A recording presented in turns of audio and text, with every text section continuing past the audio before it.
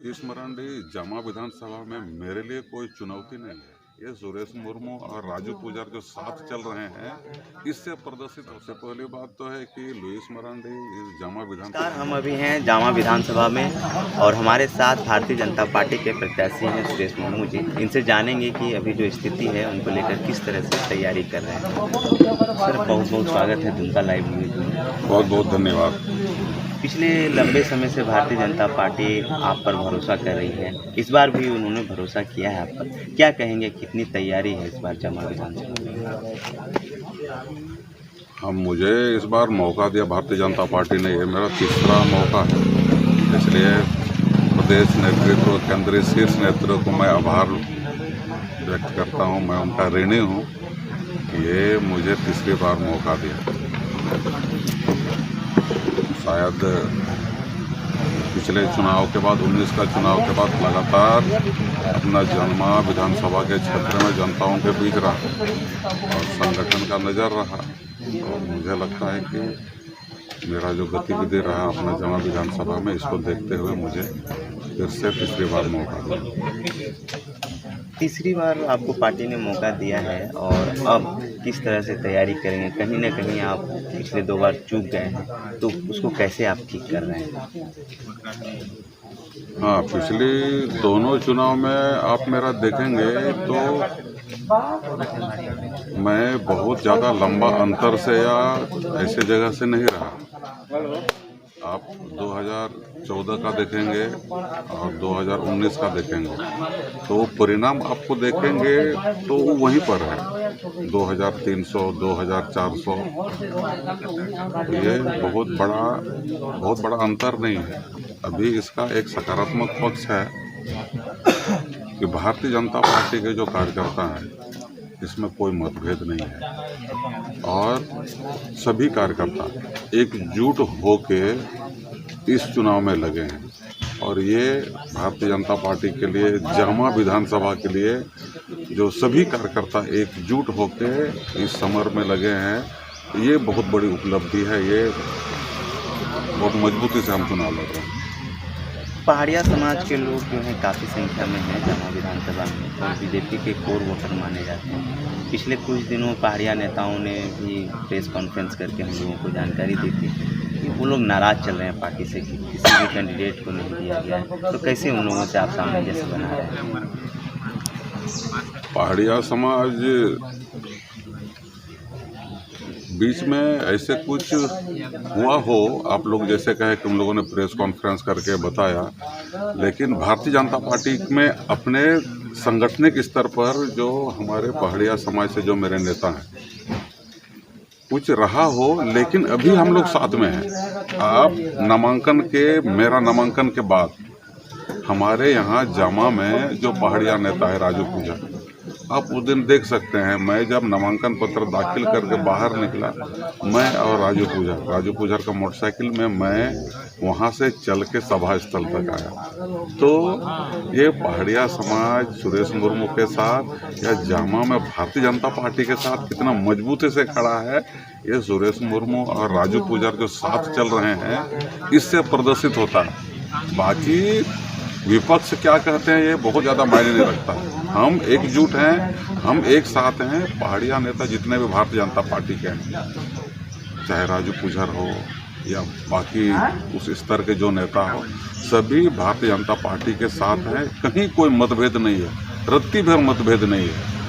कहीं कहीं रहा हो तो किस समय हो सकता है, लेकिन आप देखिए नामांकन के बाद आपको कहीं दिखाई नहीं देगा कि पहाड़िया समाज और जनजाति समाज में मतभेद है। सब एक हैं और एकजुट होकर हम लोग चुनाव लड़ रहे हैं। इस जामा विधानसभा में अभी जो आपके सामने हैं वो पूर्व में आपके साथी रही हैं डॉक्टर लुइस मरांडी, अभी झारखंड मुक्ति मोर्चा से आपकी चीफ प्रतिद्वंदी बनी हुई है। क्या कहेंगे, कितना बड़ा चुनौती है आपके लिए? लुइस मरांडी जामा विधानसभा में मेरे लिए कोई चुनौती नहीं है। सबसे पहली बात तो है कि लुइस मरांडी इस जामा विधानसभा की है भी नहीं। यहाँ की जनता भी उसको स्वीकार नहीं कर पा रहा।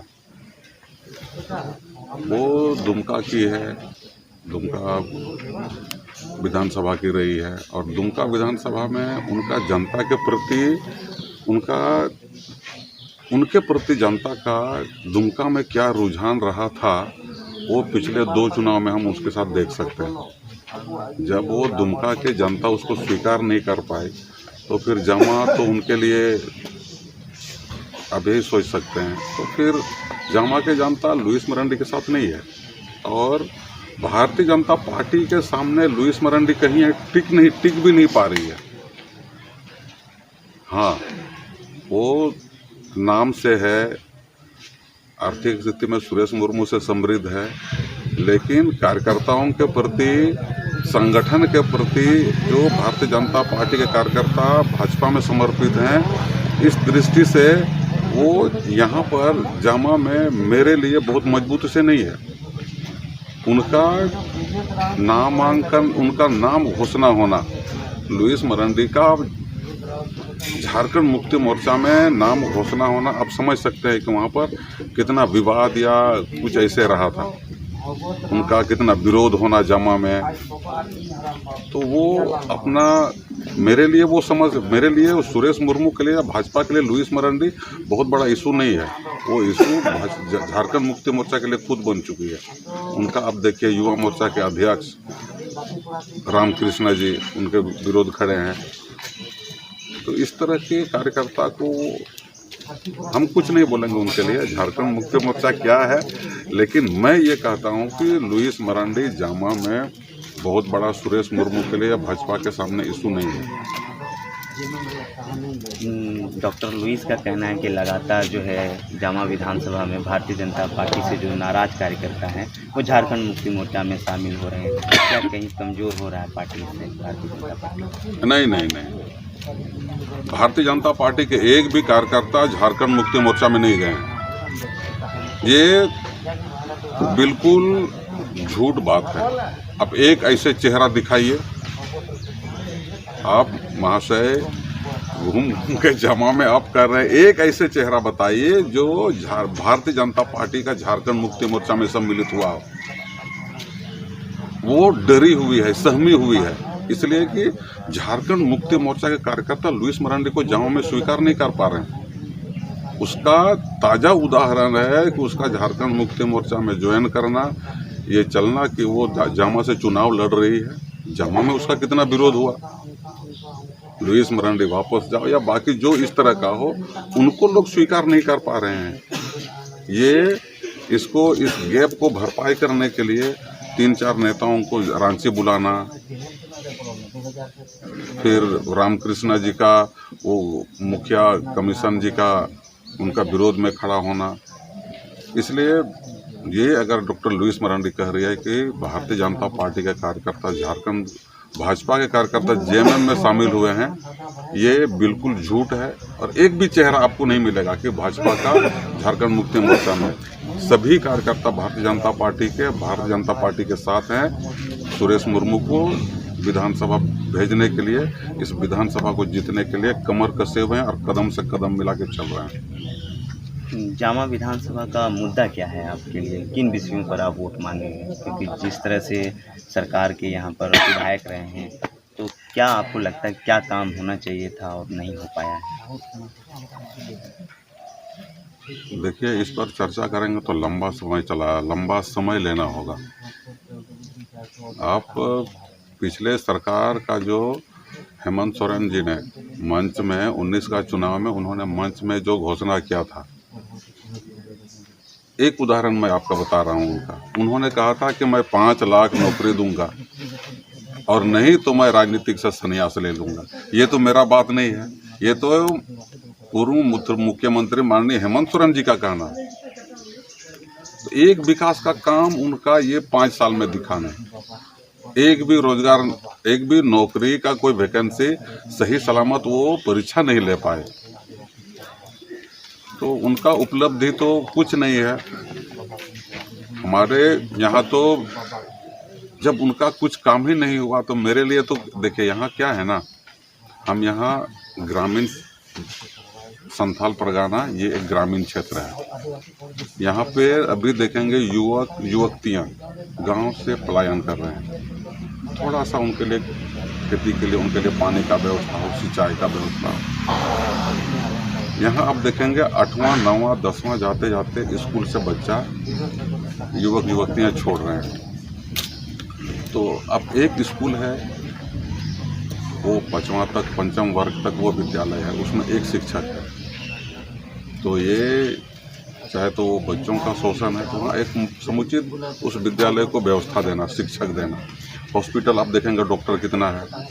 आप जामा में देखेंगे पानी का व्यवस्था नहीं है, एक शौचालय नहीं है।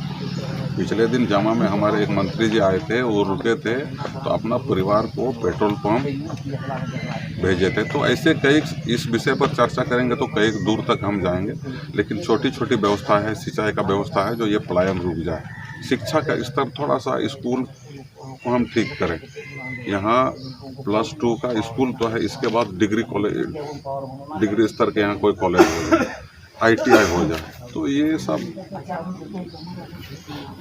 कुछ हम करते हैं तो हमको लगता है कि कुछ यहाँ जो ग्रामीण का जो जीवन स्तर है थोड़ा उठ सकता है। ग्रामीणों के जीवन स्तर की बात की, आप जनता के बीच आइए तो क्या ऐसा मुद्दा लेके आप जा रहे हैं जिससे लग रहा है या कनेक्ट कर पा रहे हैं? देखिए, आपको फिर मैंने वही बताया ना, ग्रामीणों को, गांव के लोग के लिए आप थोड़ा सिंचाई का व्यवस्था दे दीजिए। वो बाहर जाएंगे नहीं, वो आप उनको कुछ दे नहीं रहे हैं सुविधा। यहाँ की महिलाएं चौक चौराहे में हड़िया बेच रही है, तो उनके लिए आप कुछ नहीं कर रहे हैं। कम से कम उनके लिए आप कुछ व्यवस्था दीजिए कि वो सब्जी लगाए या बाकी कोई छोटा वो अपना व्यवसाय करे। ये सब समुचित व्यवस्था तो करना पड़ेगा, नहीं तो फिर जनता अभी जनप्रतिनिधि से एक एक सवाल पूछ रहा है। ग्रामीण क्षेत्र में जाने के बाद जनता पूछ रहे है कि आपको मैंने जीता है, आपने क्या किया। परेशानियां तो कई हैं, ग्रामीण क्षेत्र है, पठारी क्षेत्र है, ये सब चीज़। एक जो झारखंड सरकार हमेशा कह रही है और अपनी बड़ी उपलब्धि बता रही है, मैया सम्मान योजना, कितना प्रभाव पड़ेगा आपके क्षेत्र में इस योजना और कितना बड़ा चुनौती होगा इस? नहीं, ये क्या है ना, वो एक बोलते हैं ना कि जब धरती लगा फटने तो प्रसाद लगा बांटने। 5 साल में तो 4.5 साल में उन्होंने कुछ नहीं किया। जब उनको लगा कि अब चुनाव होने वाला है जिससे मैं कुछ वोट को आकर्षित कर सकूं, वो सीधे महिलाओं को उन्होंने लक्ष्य किया और उनको महिलाओं को लक्ष्य करके उन्होंने ये योजना चलाया। लेकिन आपको फिर मैंने बताया ना, अब ये गांव के लोगों को, युवक युवतियों को ये जानकारी हो चुका है। ये सरकार ना एक वैकेंसी निकाल पा रहा है, ना अच्छा कुछ व्यवस्था दे पा रहा है। इसलिए आप जो बात बोले कि ये मैया सम्मान योजना चलाए, ये अब मैया सम्मान योजना चलाए, लेकिन वो वृद्धा पेंशन उस मद को आप कहीं रोक दिए। यहाँ जो प्रधानमंत्री आवास योजना जो चल रहा था, आपने उसका गति को धीमे कर दिया। तो एक मद का पैसा को दूसरे मद में ले जाना, तो ये एक चुनावी झुनझुना है। अब इससे उनको लाभ नहीं होने वाला या मुझे क्षति नहीं होने वाला। अब लोग गांव-गांव में बोल रहा है कि चुनाव के पहले ये हमको एक लॉलीपॉप दिया गया, ये उनके लिए कारगर नहीं रहेगा। बहुत बहुत धन्यवाद मुझसे बात करने के लिए। तो ये हैं जामा विधानसभा के भारतीय जनता पार्टी के प्रत्याशी और काफ़ी बेबाकी से सारे सवालों का जवाब इन्होंने दिया और जिस तरह से इन्होंने बताया कि किस तरह से जामा विधानसभा का इन्होंने गांव-गांव का दौरा किया है और उसी हिसाब से अभी चुनाव कार्य में लगे हुए हैं।